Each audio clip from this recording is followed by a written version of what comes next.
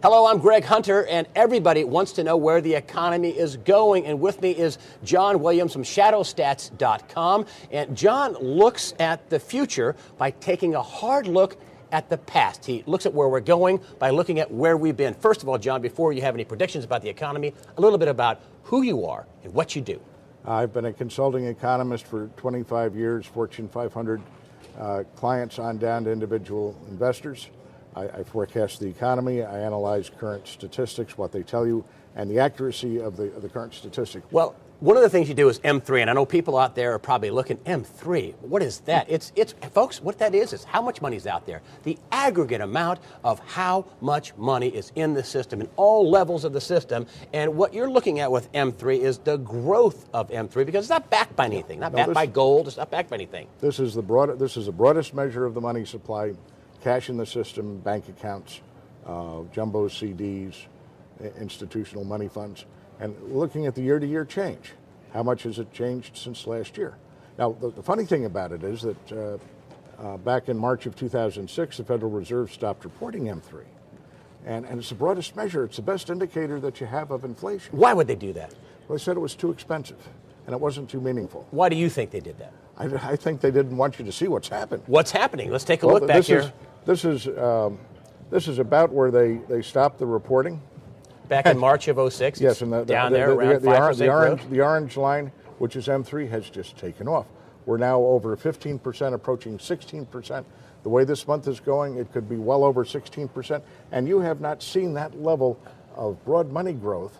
In fact, this will be the highest ever for the series. The last time you saw something like this was back in 1971 when Richard Nixon closed the gold window. We had terrible inflation after that, terrible economy. This foreshadows severe inflation ahead. Now, most people will say, hey, they're growing money. Where's mine? I mean, that's a good thing. They're growing money. You say they're growing the money supply at a fast rate is not a good thing. It's a bad thing. It's a bad thing. Why? The more money that's out there, the more rapid prices rise. The faster the pace of inflation. And what we're going to see now is that where inflation already is well beyond what most people are comfortable with. Most people are not making ends meet. You're going to see further inflation beyond what we've seen so far that's been driven by oil inflation. This is a monetary inflation. So when you have this is basically a common share of USA Inc. Right. And when you make a lot of them, are you saying you dilute the shares? You Absolutely. Make them worth less?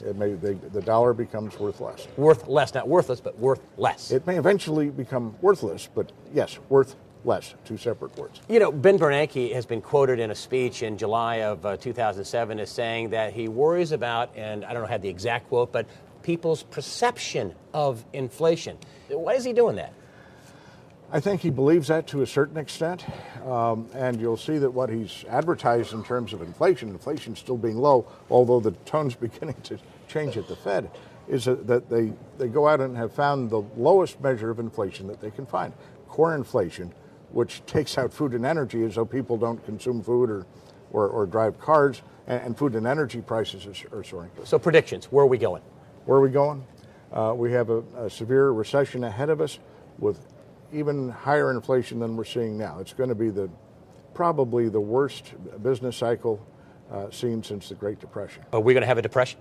I believe it will evolve into a depression. I think by the end of this next year, I wouldn't want to be. I wouldn't want to be the president in the 2012 election, because whoever wins this upcoming one is going to take blame for a real bad economy. How do I protect myself? How do you protect yourself? You're a little guy, you got your $85,000, your 401k, you got your house mortgage. It's a bad time for stocks, it's a bad time for bonds because of the higher inflation and what's going to be weakness in the dollar. That will tend to push the long-term rates higher, pressing down on bond prices. Sell stocks? Very simple. Cash, you want to be liquid, you want to be safe, and I'd hold a little bit of gold as a hedge against inflation. John Williams, thank you very much. My pleasure.